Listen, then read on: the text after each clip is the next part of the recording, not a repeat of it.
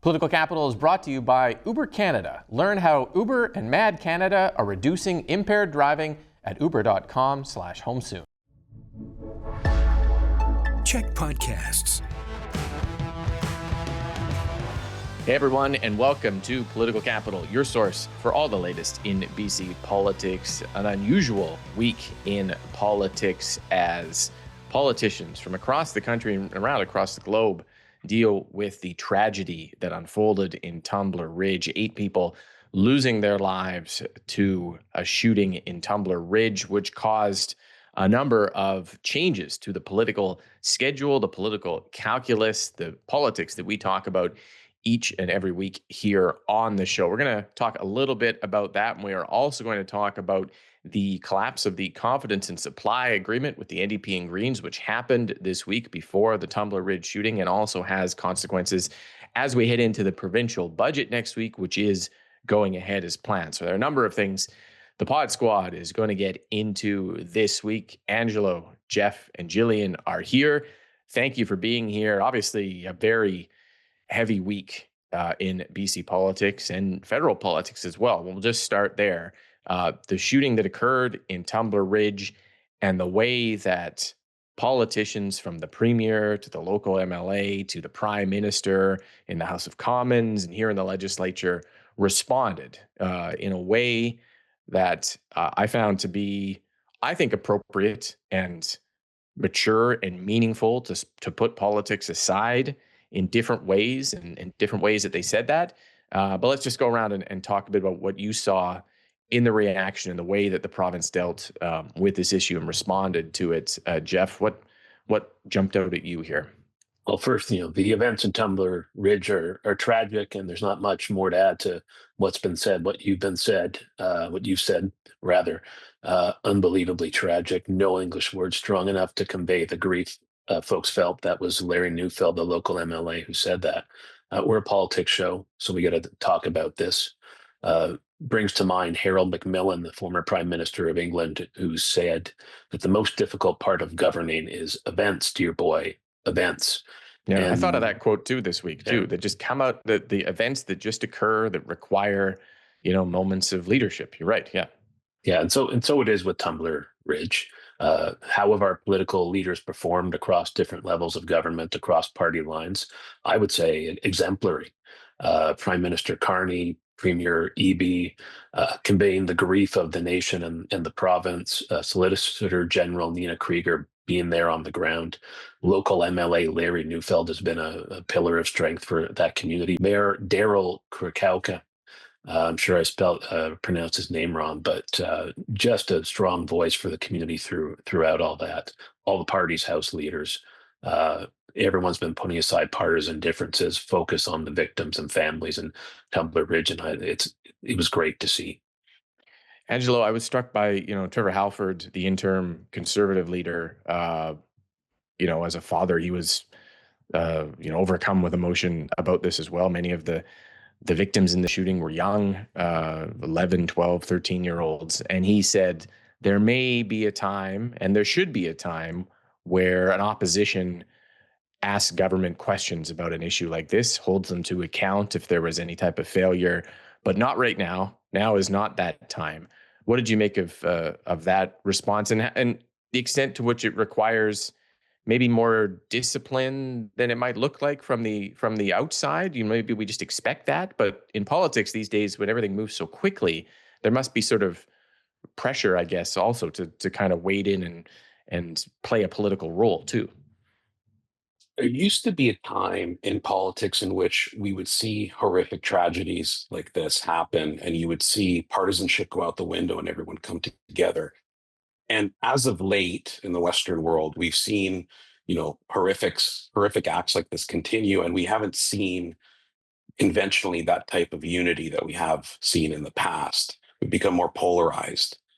What we saw happen in British Columbia this week was horrific in terms of the acts, but then to see everyone come together like this has been, I think, a small beacon of light in everything that we're seeing. The fact that whether it's the provincial government, the premier, interim leader Trevor Halford, Larry Neufeld, a new first-term MLA who really stepped up the prime minister, the opposition leaders, even His Majesty himself, we have all really come together here and have resisted, the worst qualities of politics, right? To try to jump on an issue. I think that, especially as parents, and I'm a new parent, it has affected me in a really profound way that I didn't foresee, and I understand what Trevor means now.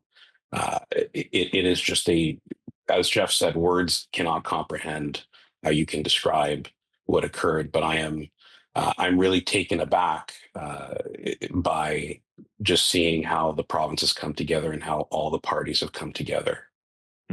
Yeah, well, Jillian, I was surprised as well in a way. Maybe you shouldn't be surprised, but in this day and age with social media and everything moving so quickly and the news cycle and the especially what we see maybe from the United States where shootings are unfortunately more common and politics does not stop for that. If anything, it amplifies. We didn't necessarily see that here in BC.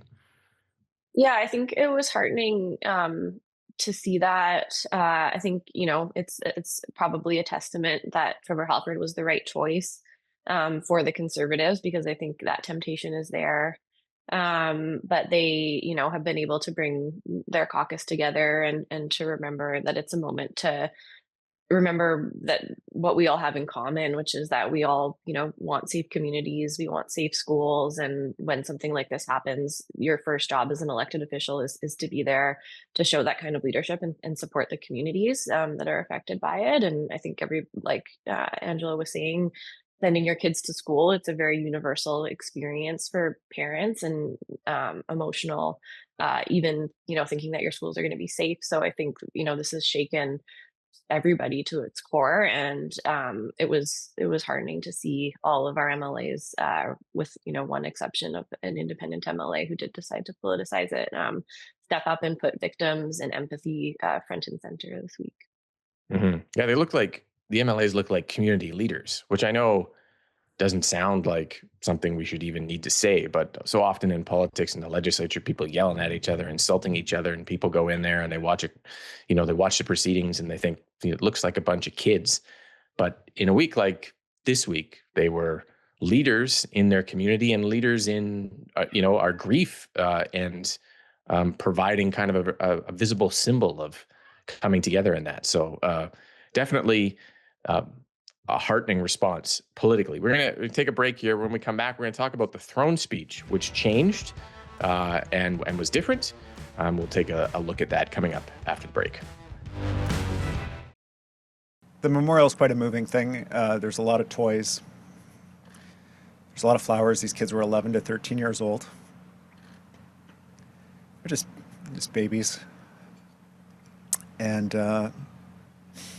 there was a man who wasn't part of the media, was just kind of standing near the memorial. I went over and introduced myself to him. And, he was kind and welcoming, but he couldn't talk. He couldn't say anything. In a moment of just utter grief. And I think we're all struggling for words right now, which is why these gestures are important. Well, that was Premier David Eby recounting an emotional visit to a memorial in Tumbler Ridge. You may have seen behind him almost all of the MLAs in the legislature, from the Conservatives, the NDP, and the Greens, literally standing behind the Premier in the front steps of the legislature after the throne speech as a show, as the Premier put it, a symbol of unity. The throne speech itself, the normal one the government would deliver, was canceled in favor of a throne speech by the Lieutenant Governor that was around 4 minutes long, dedicated entirely to the victims of Tumbler Ridge. I was struck, and Jeff, will go back to you on this, that maybe it was the first throne speech I've ever seen in 18 years of politics that actually meant something. Like, this is an annual tradition that you and I have dumped on for years. It's an empty, meaningless, vapid, propaganda-filled waste of time, usually, by governments that just sort of talk about themselves and how great they are. And in this one, it was the opposite, I thought, including that show afterwards behind the Premier. What did you think of all of it? I'm not sure those are the exact words that I use to describe throne No, they're my speeches. words. They're My your words. words. Yeah. Fairness. I thought it was a absolutely appropriate thing for government to do. I agree with you that it was probably the most meaningful throne speech, certainly that I've ever seen.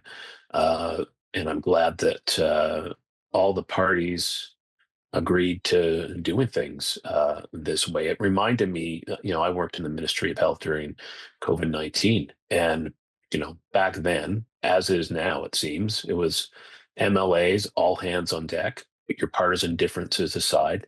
Everyone focused on the greater good, worked together. In that case, saved lives. In this case, sent a strong message of love and compassion and support for people in Tumbler Ridge. And I'm glad to see BC politicians bringing that same spirit to what's happening today. Angelo, did we miss anything by not knowing the government's agenda in a kind of traditional throne speech? The premier didn't take any steps to explain it. Maybe even if we'd heard it, we might not understand it. They're typically vague. He said it's going to be included in partly the budget speech on Tuesday, which is going ahead. Do we miss anything by not having it? And did it seem like the right move to you to do it this way? No, I don't think we missed anything. I think this was the right move. I mean, the throne speech is a spectacle. It's long, right? I went to my first throne speech a couple of years ago, and I was bright-eyed and bushy-tailed and sat at the bleachers, and I thought, my God, this is like really long and onerous, and it is performative.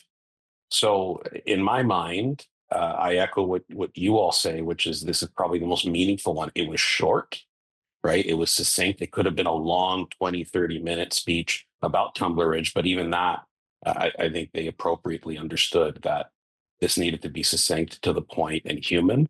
So I think it carried an incredible amount of meaning, especially during a time when, as we talk about social media, people are focused on the shooter and their name, and I would really highlight the victims. I would highlight, I mean, I can't name all of them, but I can name one: Abel Mwanza, 12-year-old boy whose father says he loved science, he was ambitious, and when they talked about homeschooling him, he cried and said, no, I love going to school. I think these are the stories we need to talk about, and I think that this short speech really focused on that, highlighting the victims and highlighting, even parenthood. So I think it was the right move.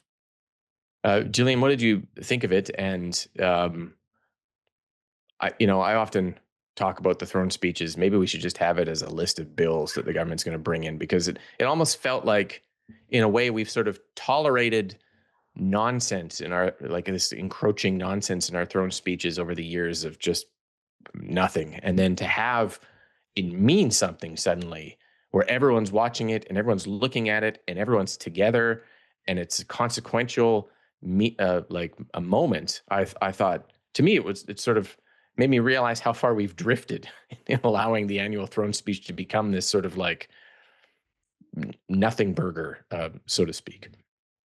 Yeah, totally. I think it's sort of, been, as of late, a bit of a PR exercise, for the government to sort of warm up its messaging, for the session, and so I don't think we lose out on much. And I think, particularly in this case, we have had a lot of foreshadowing from the government about what's to come.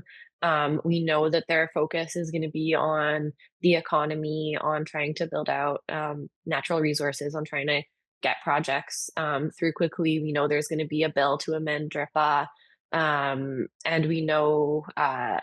We know that the budget's going to be tight and that there's going to be cuts. They've been foreshadowing that a lot. So we kind of already know, probably more than we would have gotten in a throne speech, because that would have all been sugar coated much more than, the sort of drips we've been getting from the premier about what's ahead. So I don't think we missed out on anything. I think it was absolutely what, the province needed, and I think it, will set the tone for a very different session that hopefully, is more serious, befitting not only of the events of this week, but of the times that we're in general, and the work that needs to be done. Okay. We will take a break. When we come back, we're going to switch it up and start to talk more about the politics themselves. Before the Tumbler Ridge shooting, we did have the Greens and the NDP collapse their cooperation deal, which has ramifications for the upcoming session and for the government as well. We'll get into that coming up after the break. I think it's fair to say that the BC NDP created a lose-lose situation of their own invention. And we, as the BC Greens, we wanted to see material action to benefit British Columbians and to work cooperatively with the NDP on these select confidence matters, but they were unwilling to budge. And so, we were unable to find a path here. That was Green leader Emily Lowen outlining a few of the reasons why she pulled the plug on the cooperative deal between the NDP and the Greens after less than a year, the CARGA agreement, as it was called. That means the NDP is back to its slim one-seat majority in the House without a safety net of the Greens, although you could argue, and maybe we will argue this here, the CARGA didn't provide much of a safety net for the NDP anyways, but consequentially, Jillian, what does this mean to have this CARGA agreement end? And what did you think of the Green decision to walk away, it looks like, from the table because of what they said was inaction from the NDP? Mm-hmm. Well, the agreement was always structured this way to have annual reviews. The Greens kind of wanted to flip their prior agreement on its head, where previously they had a 3-year agreement where they were going to work on all sorts of shared initiatives and provide sort of long-term stability to get things done. In this case, they sort of said to the government, you need to meet our requirements for cooperation before we're going to continue with this thing, and that didn't happen. And so I think that they kind of had no choice in a way. If they had just continued to acquiesce, they lose any kind of credibility in terms of their negotiating power. So I think from a political perspective, they also have a new leader who's taking a much more kind of oppositional, combative approach. So it makes sense for her to sort of set the tone of how she wants to lead the party in opposition in a new way. The previous agreement was negotiated by the previous leader, Sonia Verseneau. So I think it makes sense. What the Greens lose is basically like weekly meetings with the government to try to move their initiatives along. But it seems like that wasn't happening anyway, and they didn't have confidence that that was going to get done. There were things in the agreement that were very specific to the MLAs, including transit for the Sea to Sky region and Jeremy Valeriot's riding. So I think that it kind of was getting to the point where they had to let go of the agreement if those things weren't going to happen. Otherwise, it was going to be a tough thing to answer to their constituents about why they continued to support the government. Mm-hmm. So I don't think a huge loss for them. Now they can focus on just being an opposition party and distinguishing themselves from the NDP, and it's kind of a bit of a cleaner opposition situation for them. Yeah, Angelo, I was kind of looking at it, and the CARGA agreement got the Greens a bunch of reviews into forestry, clean BC, a bunch of things like that. But then the government didn't really accept all the recommendations of the reviews, and so there were like a year later, it was kind of like the action part of the agreement was going to have to happen, and it didn't feel like maybe government wanted to do that, and so the Greens kind of walked away. What did you think of it? I think the reviews are sort of the equivalent of a kid drawing something that just objectively looks awful, and the NDP saying, this looks really great, we're going to put it right up on the refrigerator and not really do anything with it. I think that the Greens honestly don't want to wear the budget that's coming, and I think it's wise for them to see what's coming. And honestly, they're not going to get what they want because there's not enough money to go around, right? I know they wanted some development up in the Sea to Sky. They wanted healthcare and mental health funding. The reality is this budget, which we'll talk about, I'm sure, is probably going to have cuts in it.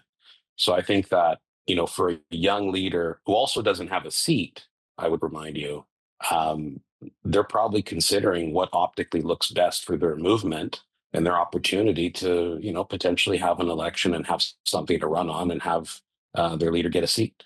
Yeah, get out from under that junior partner framework that sometimes doesn't benefit the junior partner in the government. Jeff, if you flip it around, I guess, I heard from New Democrats over the last year who were like, why did we agree to this CARGA deal when every time we have a confidence motion, the Greens boot us in the shins? Which I think is a reflection of David Eby also calling more confidence motions. But nonetheless, do you think the NDP got anything out of it? Did they losing any sleep on the collapse of this deal, or what did you think? I think they're losing a little bit of sleep on those confidence votes. I think the Greens getting out of CARGA makes it more likely that they'll vote against government, stake out their own direction and position. And the NDP may have the numbers now to advance their agenda and win votes, but people can get sick, numbers can skew, things can happen. And this makes it more likely that BC Conservatives' chances of bringing down the government, it makes them greater. I think the biggest loss, though, for the Greens is that it makes them some less politically relevant. With this deal, they had some profile, some influence in government. Now, I've worked with third parties in legislatures in Ontario, and I've done all kinds of activist things to try and get people's attention. Google Hydrozilla and nailing Jello to a wall and Ontario Public Auto Insurance dunk tank. You'll see all kinds of things that we did to try, and we got attention. We got noticed. But I assure you that it's one thing to get noticed, another thing for voters to take you seriously and see voting for you as more than a wasted ballot. So it was the case for me when I was working in a third party. I think today it's more of a problem for the BC Greens than it was last week. And just Jillian, to close off with you and just a minute left, what did you think? Yeah, it's a challenging landscape for them in the agreement for the fiscal reasons, and also just because the NDP has been in a majority government for a long time, and any party in that situation tends to get more insular, more entrenched. It just gets harder to influence them if you're not within that inner circle. Even as a backbencher in the same party, it's very hard to get things done. So I think they're kind of damned if they did, damned if they didn't in this situation, but they do give up the chance that they can say, hey, we're doing politics differently. We're being collaborative. We got a few small things done. Look what we could do with even more seats, which is the argument that the Greens have made in the past. Flip side of that is, they might believe that being loud or might be able to push the government on their priorities in a better way. And I do think, we've seen the Conservatives successfully push the government in their direction. So maybe it's a different tack, and it'll be interesting to see if it pans out for them. Yeah, well, we will see as the session progresses, starting with the Tuesday budget. We're going to have a longer discussion about the budget, some other things in the podcast extra. Make sure you subscribe to that. That is our time for the TV show. Angelo, Jillian, Jeff, thank you for being here. Thank you for watching. We'll be back next week with all the latest in BC politics here on Political Capital. Political Capital is brought to you by Uber Canada. Learn how Uber and Mad Canada are reducing impaired driving at uber.com/homesoon.